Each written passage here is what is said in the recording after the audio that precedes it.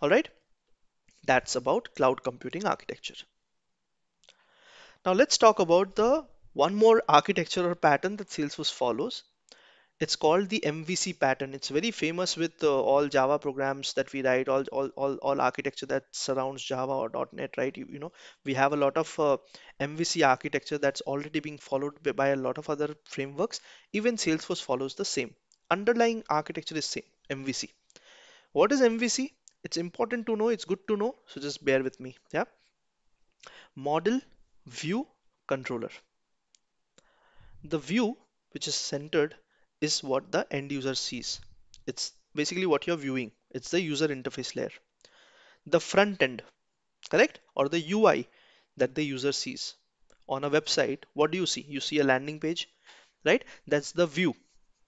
That's the V in MVC. Okay? You fill up a form, or you submit a form, or you subscribe to a newsletter, or you enroll for a course. What are you trying to do? You're trying to do some actions, some events. That comes into the controller side of the layer, which is the business logic layer. So whenever you click on the subscribe button by putting your email, after that you should be receiving emails from me every 7 days, correct? For example, that's a business logic, and that's the controller layer. That's the C, right? And where do I store your information once you subscribe? How do I store that? Okay, this person abc@gmail.com or abc@yahoo.com has subscribed to my channel. These are the 6,000 people who are in my channel. Where do I store that? I store that in the database. That database layer is the model, the M in the MVC pattern. That's where your database or your underlying database is stored. Your objects are stored. That's where you store your data. These three layers interact with each other all the time to give you that end user experience finally. Correct? So even Salesforce approaches and follows the MVC pattern behind the scenes, beneath the lines, at the bottom line. The view is basically the UI. So you write Visual Force, you create Visual Force pages, you write Aura components, you write Lightning Web components to derive the UI.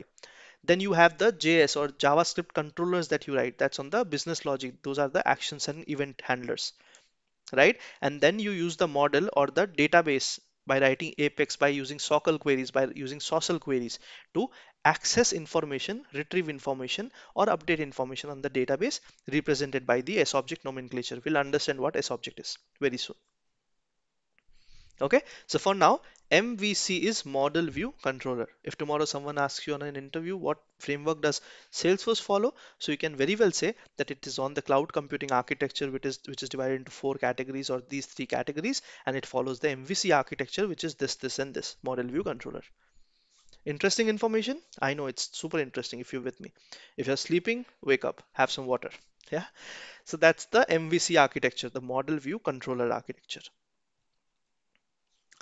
Right? So that's the underlying framework of how cloud computing works, where Salesforce.com sits. It is a PaaS, it is a SaaS level framework on the PaaS that is called Lightning Platform. Now, what is the architecture behind how Salesforce has set itself up? Correct?